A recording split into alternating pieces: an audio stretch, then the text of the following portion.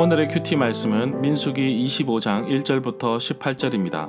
제목 또다시 배신하는 이스라엘. 먼저 앞뒤 문맥을 살펴보겠습니다. 모압 왕 발락이 예언자 발람을 불러서 이스라엘을 향해 저주를 선포하도록 돈으로 매수하였지만 예언자 발람은 하나님의 명령에 따라 이스라엘을 축복하였습니다. 바알 산당에서, 비스가 산에서, 보올 산에서, 그리고 집으로 가는 가운데 총 4번에 걸쳐 축복을 하고 있습니다.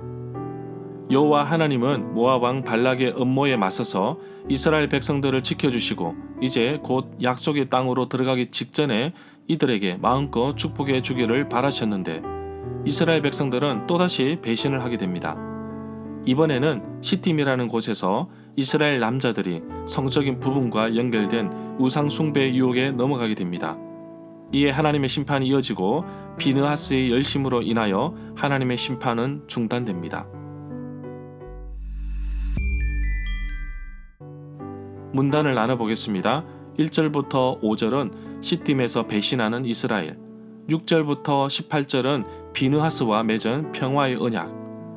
1절에 보면 이스라엘 백성들이 시팀에 머무는 동안 백성들이 모압 사람들의 딸들과 음행을 하기 시작했습니다. 시팀은 아벨 시팀과 같은 장소인데 민수기 22장 1절에 언급된 장소와 일치합니다. 요단 건너편 곧 여리고 맞은편입니다. 이스라엘 백성들이 시팀에서 지은 죄를 미가 6장 5절에서 언급하고 있습니다. 내 백성아, 너는 모압 왕 발락이 꾀한 것과 보올의 아들 발람이 그에게 대답한 것을 기억하며 시팀에서부터 길갈까지의 일을 기억하라. 그리하면 나 여호와가 공의롭게 행한 일을 알리라 하실 것이니라. 2절에 보면 모압 사람들의 딸들이 자기 신들에게 바치는 제사를 할 때에 이스라엘 백성들을 초대하였고 이스라엘 백성들은 거기 이방 신전에 가서 먹고 그 신들에게 절하였습니다. 놀라운 사실은 모세를 통하여 이미 이 사실에 대해서 경고의 메시지를 40년 전에 주었다는 사실입니다. 출애굽기 34장 15절에 보면 너는 상가 그 땅의 주민과 언약을 세우지 말지니 이는 그들이 모든 신을 음란하게 섬기며 그들의 신에게 제물을 드리고 너를 청하면 네가 그 제물을 먹을까 함이며. 3절에 보면 이스라엘은 바알 보올과 결합하였습니다. 여호와께서는 이스라엘에게 크게 진노하셨습니다. 바알 보올은 보올의 바알이라는 뜻입니다. 바알은 가난한 사람들이 섬기는 풍요의 신입니다. 남성 형상의 바알과 짝이 되는 여신이 아세라입니다. 바알 보올 숭배는 민수기 23장 28절에서 모압 왕 발락과 예언자 발람이 올랐던 보올산과 관계가 있습니다. 모압의 주술적인 공격으로부터 여호와께서 이스라엘을 보호해 주셨는데 오히려 이스라엘 백성들은 자신들을 파멸의 길로 이끄는 모압에게로 끌려가 버립니다. 5절에 보면 바알 보올에 가담한 사람들을 죽이라고 하였는데 보올의 바알에게 예배한 사람을 말합니다. 6절에 보면 이스라엘 백성들이 모압 사람들의 딸과 음행하여 죄를 짓고 바알 보올에게 숭배한 것으로 인해 백성들의 지도자들이 심판을 받는 이때에 죄의 심각성을 깨닫지 못하고 또다시 죄를 짓는 한 샘플적인 사건을 다루고 있습니다. 하나님의 심판이 진행되는 동안에 또다시 죄를 짓는 것은 하나님께 도전하는 행동입니다. 7절부터 8절에 보면 아론의 손자이며 엘르아살의 아들인 제사장 비느하스가 이것을 보고 자리에서 일어나 회중을 떠났습니다. 그의 손에는 창을 들고 있었습니다. 비느하스가 이스라엘 남자 뒤를 쫓아서 장막까지 따라 들어갔습니다. 그리고 창으로 이스라엘 남자와 미디안 여자를 찔렀습니다. 두 사람이 죽으니 이스라엘 백성 가운데 있었던 끔찍한 연병이 멈추었습니다. 여기서 생각해 볼 것은 이스라엘 남자와 미디안 여인이 죽음으로 인해 연병이 그쳤는데 사실 연병은 이전부터 지속되고 있었던 것입니다. 실제로 영향을 끼친 사건은 바알 보올 사건으로 볼 수 있습니다.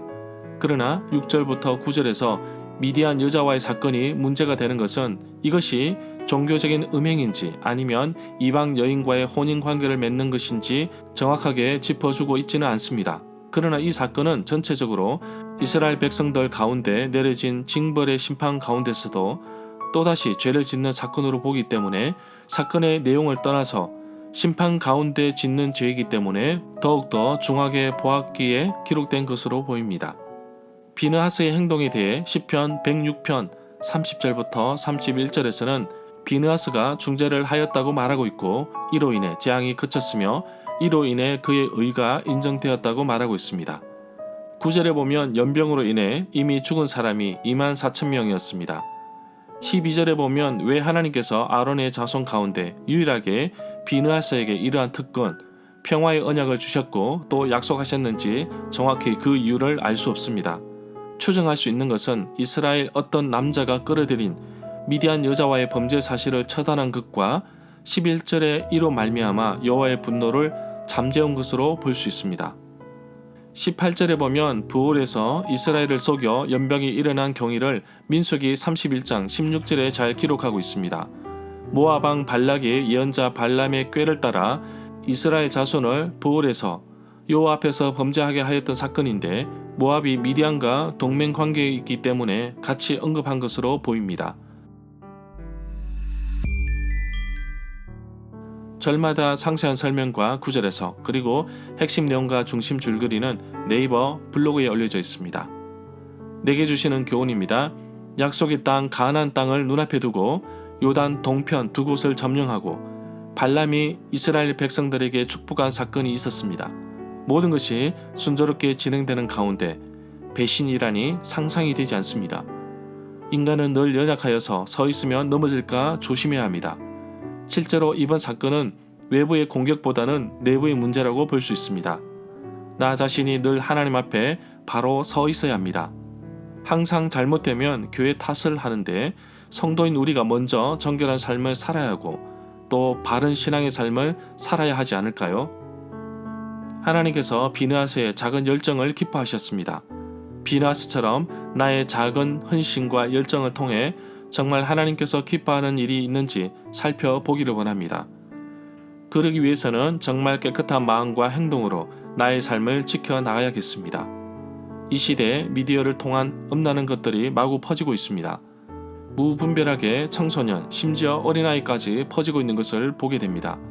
음란과 우상숭배로 가득한 이 세대 속에서 정말 바른 신앙과 올바른 기준을 성경 속에서 찾고 정결한 삶을 지키기 위해 끊임없이 노력하며 살아가는 하루가 되기를 간절히 소망합니다.